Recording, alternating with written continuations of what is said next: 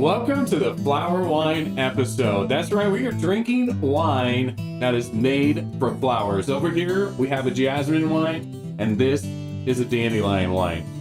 Florvino is a winery in San Antonio, Texas, and Manny is the actual founder. Manny Ortiz is the actual founder.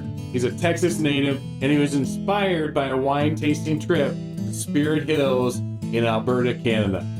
Today we have both wines from Florvino over here, and we have a wine from Spirit Hills. They actually are both sold on Florvino's website, so you can find them on Florvino, whether you would like to have the Spirit Hills or the Florvino wine. One interesting note on these flower wines is the winemaker actually says that these wines have 120 times the antioxidants as a typical red wine. I don't know if it offsets the alcohol, but we can all hope that it does, right? Anyway, 120 times more antioxidants. Over here, we have Florvino's Jasmine Wine. American author Jandy Nelson says that the smell of jasmine makes people tell their secrets. I'm guessing if you add a little alcohol, it really makes them tell their secrets. We're gonna find out if that's true. Who knows? Maybe I'll be telling you some secrets at the end of this wine tasting. This wine is made of jasmine, wildflower nectar, water, rose hips, parsley, cardamom, and flower petals.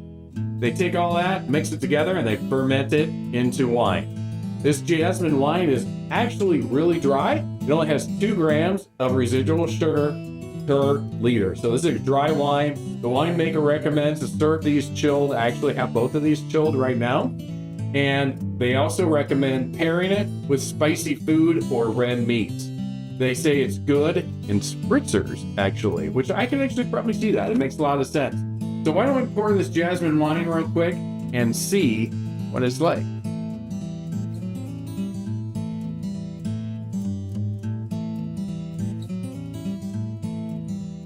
So right off the bat, you notice it's got that nice golden color. This is that color of just a buttery Chardonnay right here in the glass.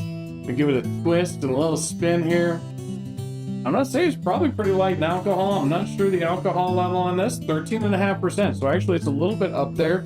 The legs actually do show up. Let's see the nose. Actually does come off a little bit floral, a little bit of dry hay in there. There's some pear, a little bit of peach. You do get that smidge of jasmine, and you do get that cardamom that they use there. And maybe that greenness coming through might be the parsley. Let's give this a go. Let's see what it tastes like.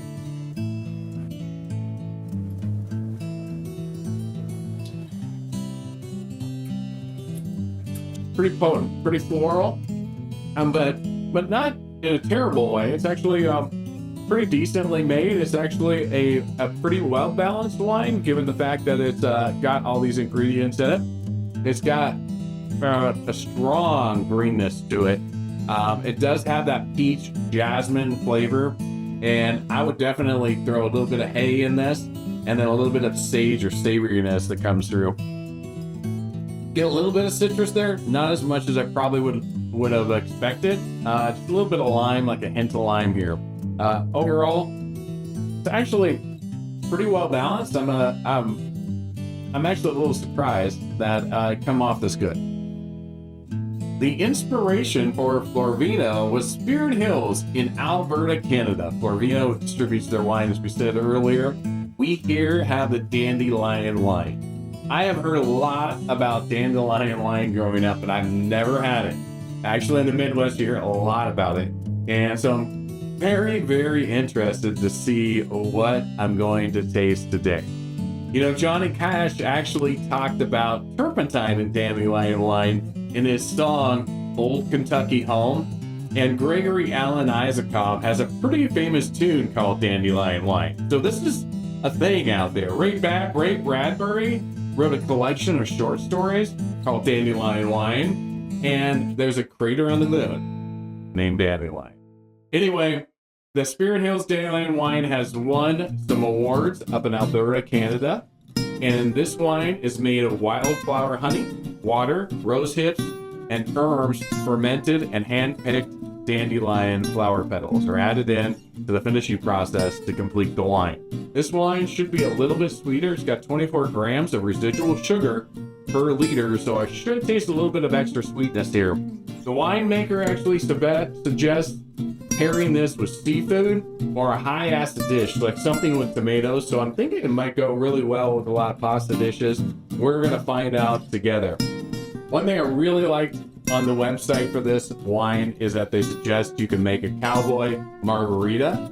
You use dandelion wine, 7-Up or Sprite, tequila, and lime, and you make yourself a little cocktail. Pretty interesting. I might give that a go. It's a Cowboy Margarita, so why wouldn't I give it a go? Anyway, let's pour this in a glass and let's see what we're gonna get here. Immediately, you notice this is a lot clearer. This is, almost watery in color. It's got a little bit of hint of yellow gold there, not much.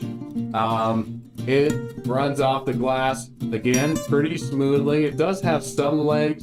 Not sure the alcohol contents. Again, let me see if I can find that out. Again, 13.5% right on the money. I'd probably try and maintain that across all their wines in their portfolio. Let's see how this is on the nose. Definitely has a little bit of kind of brownness to it. A little bit of like hay. There is a honey there, and go almost like a sandalwood. Maybe a little bit of sand itself, and then just throw in just a hint of fruit, like a little bit of stone fruit, a little bit of peach there.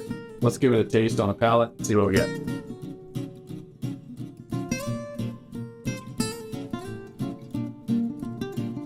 Again, I am actually surprised on the dandelion wine. That is a pretty good wine.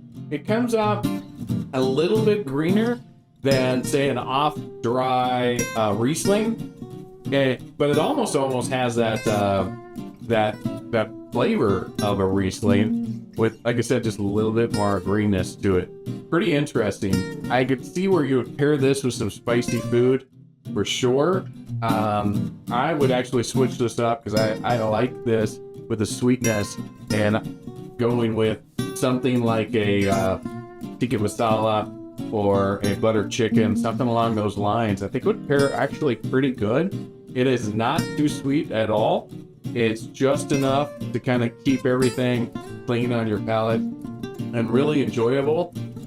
And again, matching up with that Riesling, it almost has that petrol-like Riesling taste to it. I'm gonna give it one more go. And that stone fruit holds up. A little bit of like a pear in there. I'm reasonably surprised. I might be a dandelion fan after all, and for sure have to give the Cowboy Margarita a go. You know that. So today we recorded the Florvino episode where I had the dandelion and the jasmine wines from Florvino.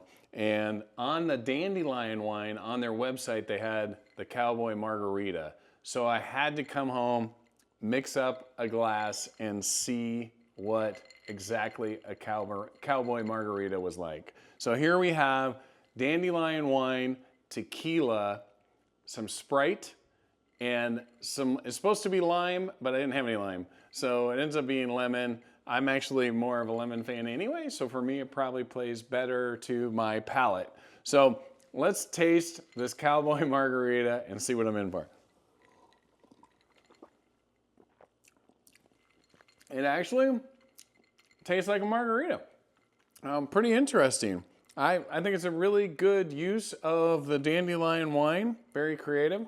And it does come off a little greener, a little bit of that dandelion hangs on, so you get a little bit of that green taste in the margarita. But other than that, pretty good drink, and I'd recommend if you happen to order a bottle, give it a try.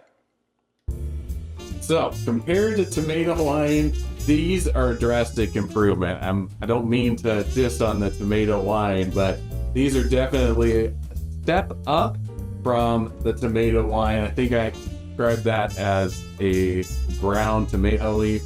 these actually have a little bit of merit, especially the Dandelion Wine. I can see how it got awards. That's very interesting. I'd like to find out more about the awards. I don't know if they're competing against other Dandelion wines or actually other wines in general.